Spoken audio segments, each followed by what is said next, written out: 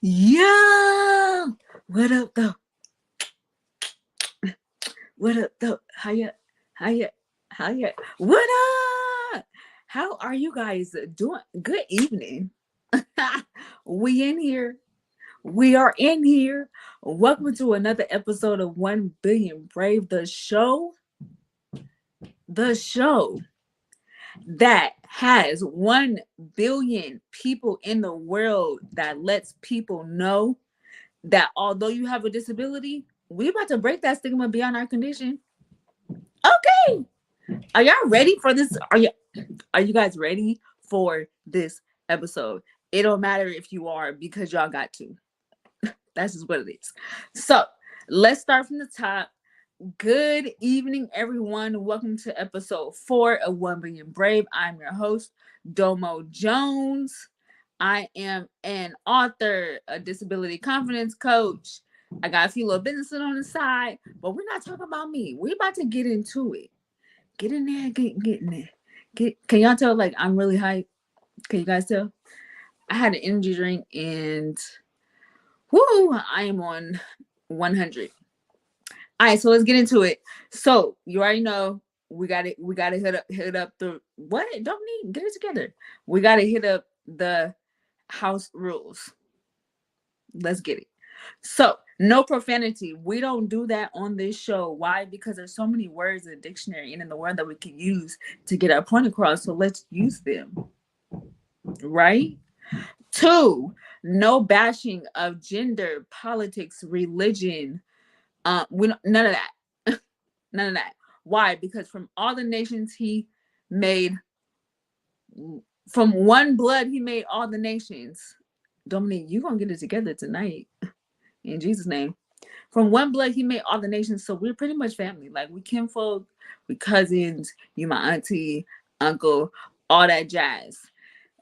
This show is about disability. This show is about essential caregivers. This show is to let people know that although we have a disability, that doesn't stop us. And these are stories of people's lives that are willing to share what they go through, what they deal with, but also how they overcome it.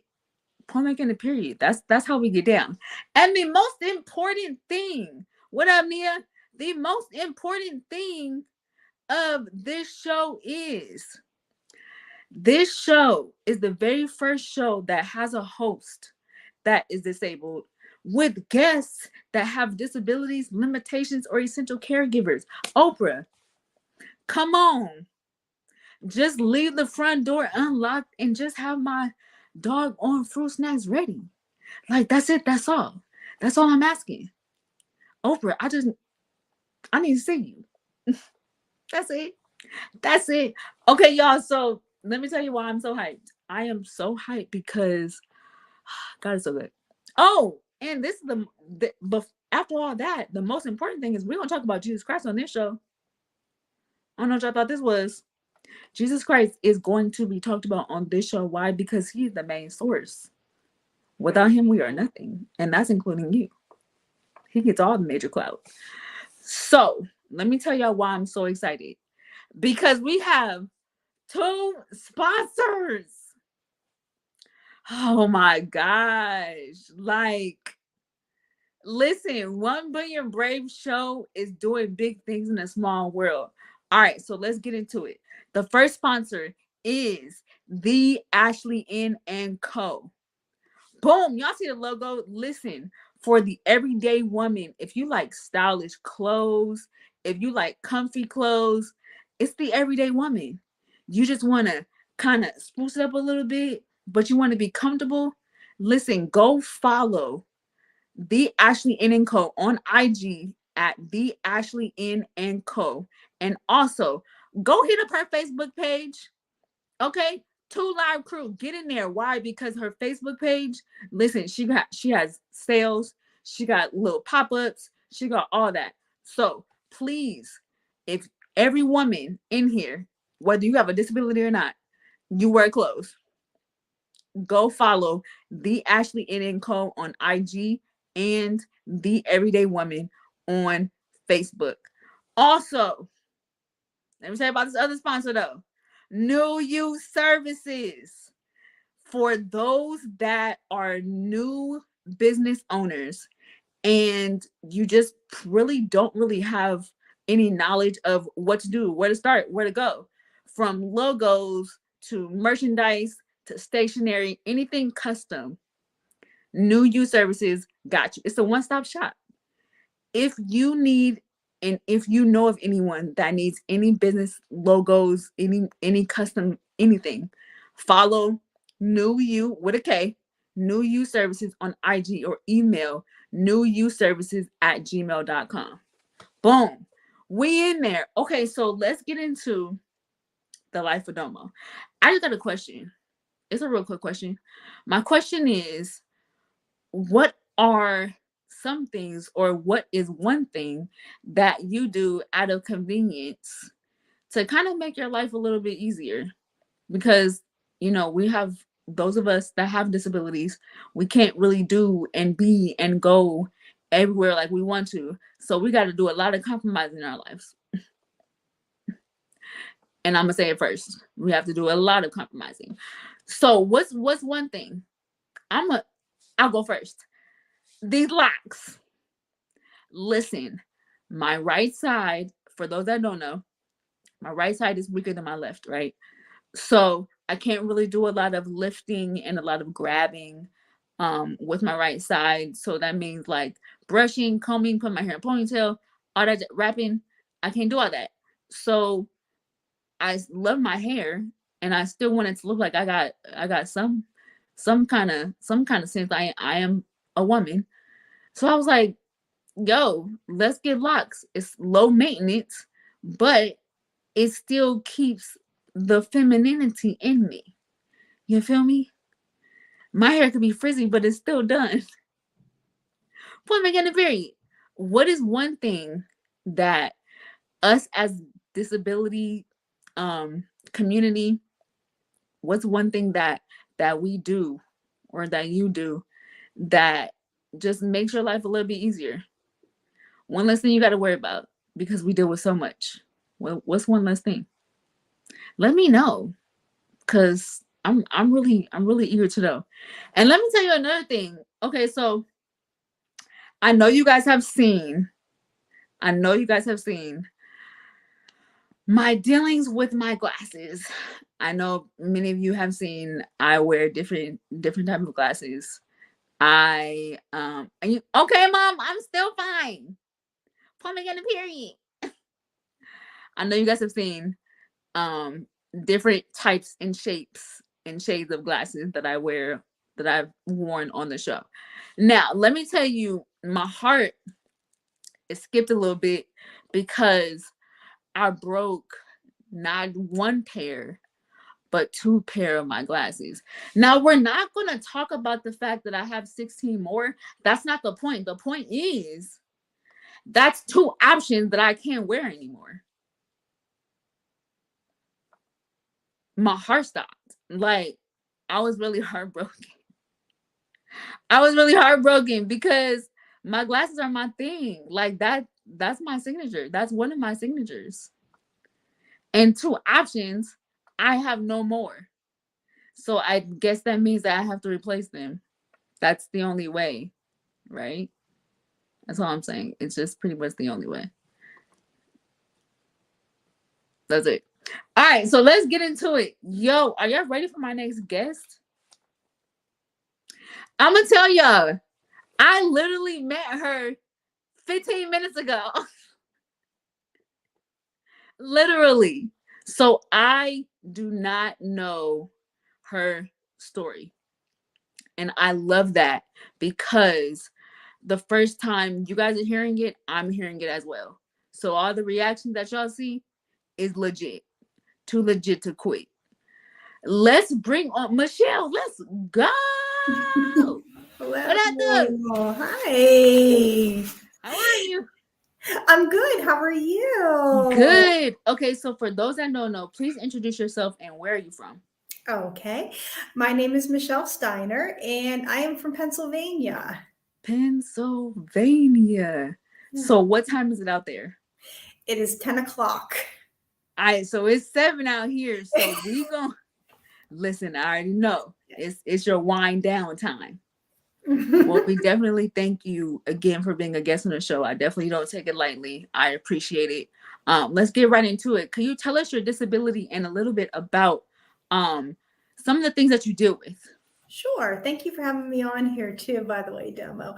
My disability is I have a learning disability, and I have people aren't able to see that I have a learning disability. I have a hidden disability, and I also have the type of disability that involves, with my learning disability, involves math. So when most people hear learning disability, they think automatically dyslexia or think reading. And they don't understand sometimes that I struggle with things such as trying to total up how much something might cost at the store, or how much, or how numbers work. And and it goes beyond just having with not being able to figure out things. I might struggle with right and left confusion. That's a big part of how. And eye-hand coordination. That is another issue that comes up as well. So how did you even find out that you even had this condition? And then how did you find out that it was specifically toward like math and like hand and eye coordination? Okay. Whenever I was in kindergarten, my preschool teacher or my kindergarten teacher thought there's something that's really going on. My preschool teacher thought it as well. They recommended another year of preschool, but I was my parents' first child. So they thought, okay, she'll catch up. And when I went into school, I was really struggling with doing dot-to-dot pages. I couldn't tie my shoes. I struggled with math. I had a lot of social skills problems. So what the school did, they recommended that I get tested for having a learning disability. So I had the school psychologist did a lot of testing, and they told my parents that I have a learning disability and that I was going to have to repeat kindergarten. And they knew from a really young age that I wasn't going to be able to get math. The school psychologist was pretty much aware that was where the main disability was. So what ended up happening was they moved me to another school within our district the following year. And I repeated kindergarten, and I began to get specialty services for my disability. And I was also in with some regular education as well. So that was the beginnings. Were there many challenges on, first of all, realizing that you have the learning disability, but also just trying to keep up, because you had it when you were young. So typically when you're young is when you kind of learn the foundation of everything. It was really difficult because I would watch my peers and everything came a lot easier to them. Yeah. And I would study and I still wouldn't do well on tests. I didn't think I was very smart. It was really frustrating. And I'm really blessed to have had wonderful parents that they didn't give up on me. And the school educated them a lot on disabilities. And, they just always encouraged me to do my best and that I was going to find my way and it was all going to work out. But the beginning school years were really difficult for me. A lot of it had to do too that you rely so much on rote memory. And when you have a brain that works differently, sometimes that can be really difficult to remember things and to just, it got a lot easier in all areas except for math. Yeah. Wow. Listen, I don't have a learning disability, but math is like the hardest subject. I'm good in English. Give me a paper to write, give me some grammar. But math is always difficult. So I can already imagine the more severity it was for you. What were like some of the techniques or some of the tricks of the trade that you kind of used to help you navigate through school? Well, one of the things that we would do was extended test time. That was a big thing Mm-hmm. because my brain needed the chance to be able to process what they were Process. asking. Yeah. Having the test read aloud to me became really important too. Just sometimes hearing the words made a little more sense. Mm-hmm. With math, definitely having a math that was catered to what my ability was, not what a curriculum was necessarily. And we would do things like graph paper with math to attempt to keep things in order. Another part of something that we figured out was I can't tell time on the face of a clock because of the disability. So I got my Mm. Fitbit, digital clock, definitely doing that. That's interesting. Mhm. Yeah, just can't. I mean, I can tell Wow. time to the hour, but if you would give me a cold read or you would give me something like half past or things like that, can't do it. And for the long time, that I think that has to be something that it's really hard for other people to understand because they're like, you'd ask, oh, what time is it? Well, there's a clock over there. And I'm like, well, I can see that. Right. But I can't really see that. Right. Yeah, man, like Ashley said, I wish more people would speak Mhm. about this in school because it's so it's so common, yet people don't want to talk about it. Right. It's like Exactly. it's like nobody wants to feel like they're, how can I say it? Nobody wants to feel as if they're struggling in school. Right. They don't want to feel like the oddball. So for you, how was that even when you went to like high school? Because high school is like everyone's prime time, right? So what was that for you in high school when it came to learning? Um, were your friends, did they accept you? Did you have to explain it? I had really a difficult time all throughout the years of school, and it got a lot worse when I was in high school. Uh, Mm, Part of it was I grew up in a very small town. It's not very diverse. If you yeah, don't fit in with them, it's you pretty much you out. yeah, Yeah, you're an outsider. And there was really no group I really fit in with. I would go to my learning support classes, and a lot of the other ones in that class, they struggled more with reading, and I struggled more with the math. Uh, some of them, they had behavior problems, and I'm not sure if they had learning disabilities, but they were kind of all put together um, in the one room. And then with the regular ed kids, a lot of them, it wasn't all of them, but a lot of them didn't want to hang out with me because they thought, well, you go to a learning support, right. you're just like them, or you're getting all the answers. So that was really a challenge. One of the things that did help was there was a neighboring town that had an art group that with kids my own age, and I got to meet some other kids that I didn't go to high school with, and I started to be feeling a lot more accepted, and I was able to tell my story. And that's just, yeah, I had a couple people that were nice to me. I usually think if I don't really remember you, you probably were Right. nice. And there were a few that were kind, and I definitely appreciate that. But it was hard. Man, yeah, that's like my mom said, every solution isn't medication. And that's so true. Like everyone thinks that medication is the save all be all.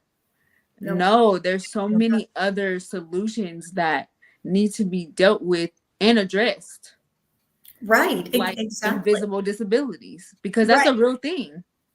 I agree. Yeah, definitely. That's a real thing. So, okay, question. Correct me if I'm wrong. Okay. I do know that typically people that have invisible disabilities are enhanced in like arts and Mhm. dances, and Yep. is that right? Yeah, I can remember that. I remember hearing that when I was a lot younger, and just recently that has come out. A lot of it's my husband has been supporting supporting me. One of the things I like to do along with the writing is I like photography. Uh, And I will take pictures of flowers or butterflies, and I'll have people say to me, "You bring out these details that I don't see when I have a flower." Or right. and I'm also not able to drive because of my disability. But the real nice thing about that is I'll go on a walk and I'm able to take pictures and miss details that people might have if they're driving their car. So that helps too. Ah, okay, I mean, this is so informative because this is so interesting to me because I never really delved into, I know about invisible Mhm, disabilities, but I never really delved into the intricate details of what that looks like.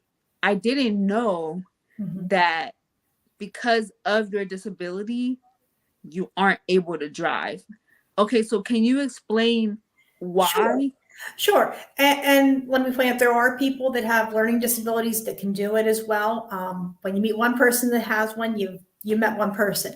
Right. In my case, I have a visual perception problem. It's not with my eyes, it's with my brain, and it affects my reaction time. It affects trying to focus in on other vehicles and myself driving. Just that coordination kind of comes in with being able Okay, the to. coordination part. Mhm. Okay, that Understand makes that, sense. That yeah. makes sense. So the beautiful thing is, despite your learning disability and your limitation, you found a husband who don't care. Right, exactly. I mean, that was yeah, that took, some time, and it was the right person that he doesn't. That's not a factor. I mean, there has been some learning curves with having a disability and kind of what that means in our relationship, but he was the first one that asked me on our first date when I told him I had that. He was the first one ever asked me, "Well, how does that make you feel?"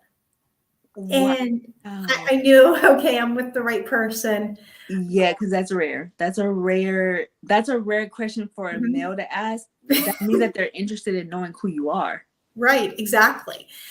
And I mean, I've had other people too that they weren't okay with the driving, and that's important because if somebody and other aspects too, if they're not okay with having the disability, well, this is a part of me. It's not the whole thing, Right.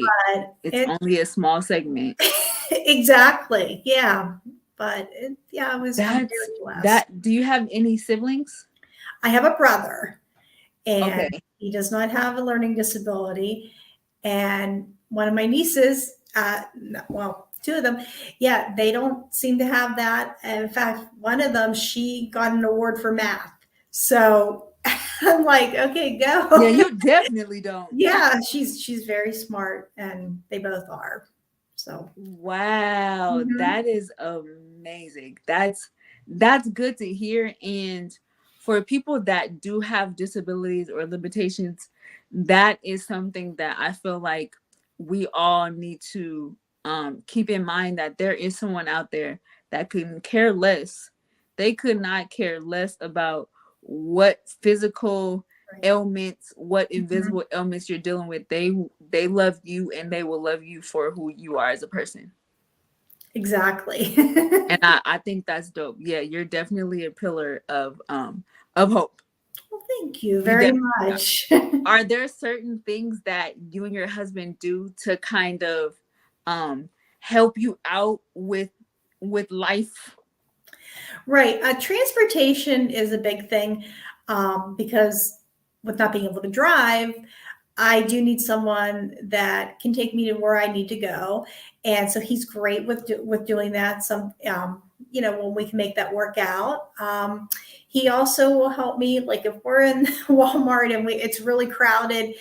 I also have issues with hand dexterity. So we'll have a cart and he'll help me sometimes with steering the cart around the store, or if there's somebody asks something and I don't understand, or if Yeah. there's something that comes up, he's really great for helping me out with all of that. That's a really good. That's yeah, I love that. I love that. I like that he makes what you're dealing with a lot easier to handle. Right. because what you're dealing with is already a lot. Hmm. So he takes a lot of the pressure off you, and he just lets you. He allows you to live. Right. Right. Definitely. Just live. I love that.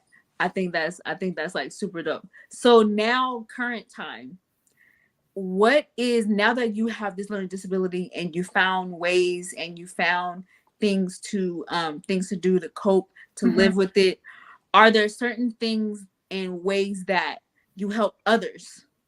Yes, I work as a paraprofessional or a teacher's aide for a school in our area, and I work with a lot of students that have disabilities and some that don't. But being able to lock eyes with a kid that might have has the same struggles that you Yeah. do, and you can see yourself at that age and try to remember how you felt, and just being able to help them out is just so rewarding.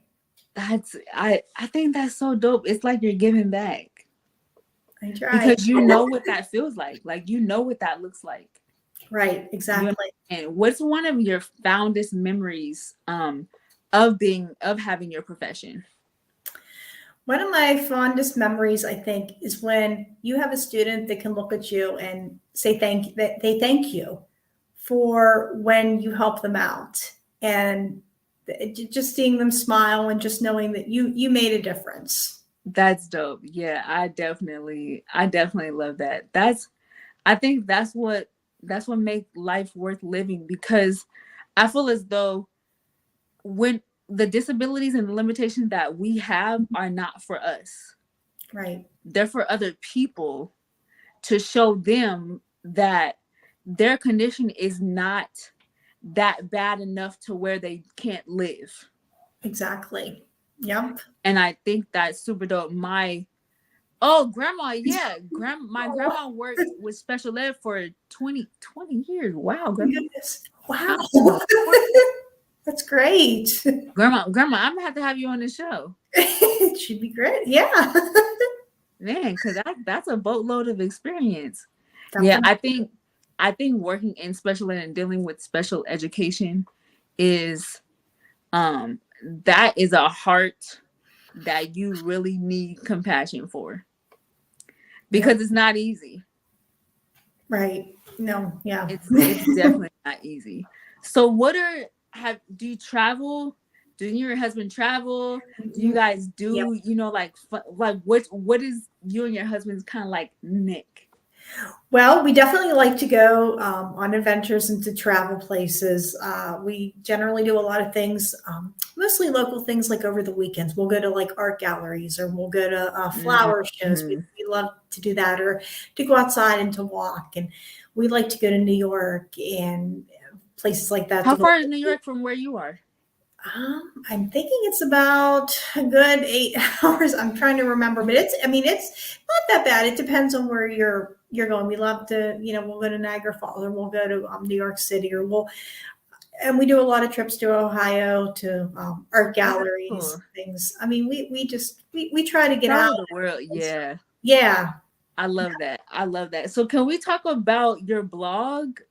sure. I need people to hear about this blog that you're doing, because I think it's super Great. dope. I've read a lot of the articles Well, myself. yes. My blog is called Michelle's Mission. And what it deals with is um, having a learning disability, and just the life that articles, a lot of metaphors that I do. I try to compare it to things like flowers. Things are my passions, like flowers or teapots, and how that kind of relates back to having a disability. And I have some of my artwork on there as well, some of my photographs that are up. And I just really try to educate people on what it is like for me to have a learning disability. Hmm. I think the dopest one, the most interesting one that I read, was Mhm. the one that you just posted recently about building a home with Right. disability. I was like, yo, that is so dope.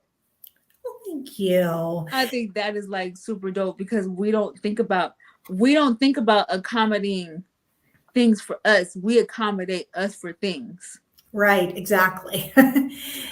Yeah, and it's just, yeah, right, because we have to, yeah, build that foundation. And you're right, we do accommodate for a lot of other people, and it's not, Yeah. yeah, yeah, and it's just about building the foundation for the knowledge that has to be there, and not being able to stop until you have, yeah, and then you can build upon once you have the basics down. So, Right. Yeah, my grandma said you have to be special also because they feel if you really care. And right. they do. They can tell Oh if yeah, you really care about them or not. that's true. Kids are really good at that. They can tell if someone cares or, They could tell. right. I don't know how, but they feel it. They Mm, they can't. they definitely feel it. I think grandma that come on, grandma. Hey, you better talk. I love that. So, is there something, or are there a few things that you kind of want to do, or you're looking forward to in the next few months, in the next year? Something that you're a project that you're working on? Well, one of the things I am trying to work on is a book on. Well, I have a couple, and I have two actually. One is a children's book about learning disabilities, because I think it's really important that young kids see other people that have disabilities and Yes. have an understanding of that. And I'm also trying to do one on my life and my experiences with having a disability, and just having what has worked for me. And Yeah. yeah, I love that. I think that's very needed because, like I said earlier, it's not talked about. It's right, like taboo. So I really do think that that needs to be spoken, and that needs to be yelled out aloud because people are dealing with it secretly, and it don't have to be. You don't got to live like that. There's help out there. right, There- exactly. There's definitely help out there for someone that is dealing with a learning disability or a Mhm. hidden disability and is afraid to share it or expose it. What's one thing that you can kind of tell them just to motivate them or to help them what you did?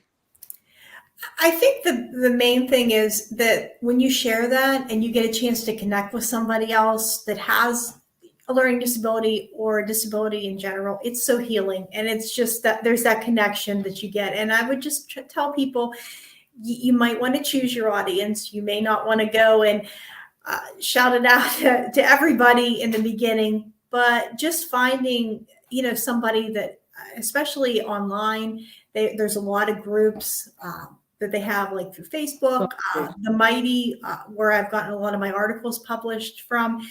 They have specific learning disability groups and a lot of social events that people Yeah. come together virtually. It's just encouraging people to reach out, because I know I was hesitant before I shared my story, because it's hard, because you're so afraid that you're going to get that rejection. And I Exactly. really have had a nice reception from other people. I've only maybe, encountered maybe a couple negative, but it wasn't even that really that bad. But it's all mainly positive, and Yeah. It's healing. it Like is. It that's is. that's literally what it is. It's healing for people. How can people reach you? I definitely want you, Okay. please let people know, like, how can they reach you? How can they read your blogs? How can they find you? If they have questions, how can they connect with you? Right. My blog is Michelle's Mission, and I can put that, up for people if they're interested. You know, Gabe, can you put that on the screen, please? sure. Let me go and get that. Gabe's gonna put it on the screen. Oh, Gabe will put it on the screen. Okay. Yeah, Gabe. Thank you. Yeah, my blog is great. I'm on Facebook too. I mean, if anyone wants to, and Instagram. So yeah. What's your IG name? I'm trying to think there. It is I think Steiner. Yeah. Steiner. 725. It's Steiner and some numbers. I do I know that. know numbers for that. Yeah, exactly. Oh my goodness. It's okay. It's Okay. okay. I'll put it on the I'll Thank put it you. on, yeah. For anyone that's looking for Michelle, I will put it on the 1 Billion Brave website under resources. and it'll be under learning disability, and it'll have all her information, her blog information, her Facebook, her IG. It'll boom. I got you. Thank you so much. Thank you, Gabe. Thank you, Gabe. Thank you, Gabe. Yes, 7250. Okay. That's why I love Gabe. That's why I love Gabe. Gabe, I appreciate you. Thank you so much, Michelle, for being on the show. I definitely appreciate it. I don't take it lightly. Again, I say that very humbly, because it's hard sharing things that you deal with, but it's also healing to share things that you deal with.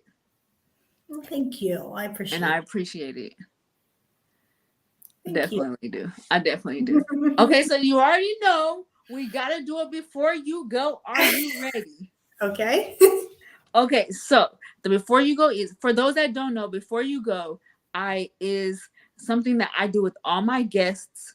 I ask them a very impromptu question. It has nothing to do with what we've talked about, and she got to answer before she goes. Okay. Okay, so before you go, question is, what is one word that you would want to say for the rest of your life? If you had one word. The one word that I would probably like to say is respect. R-E-S-P-C-T. Yeah, there we go. Yes. I like that word. I like it. Respect. And that's, listen, everybody in the world needs to respect each other. Mm-hmm. That's it. I love that. Ain't she, Mom? Such a beautiful spirit. Oh, thank you again so much, Michelle, for being a guest on the show.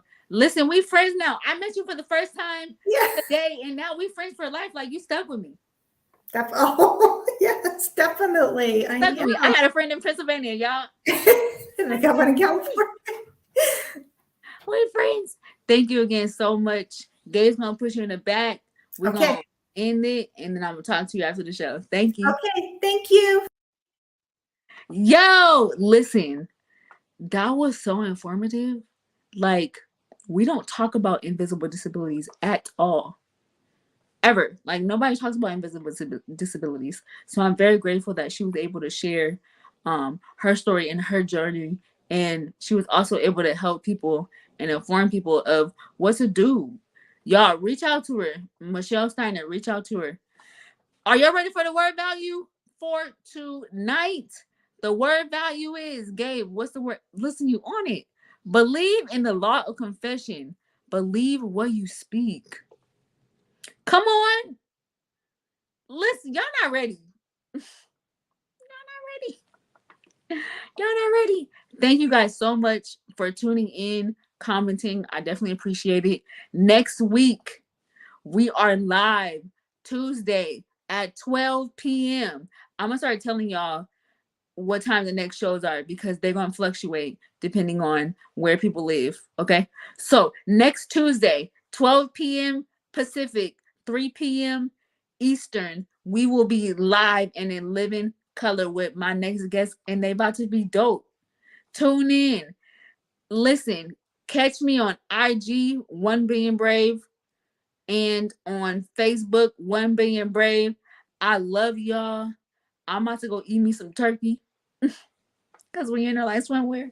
Gabe, you already know what to do. Get me out of here.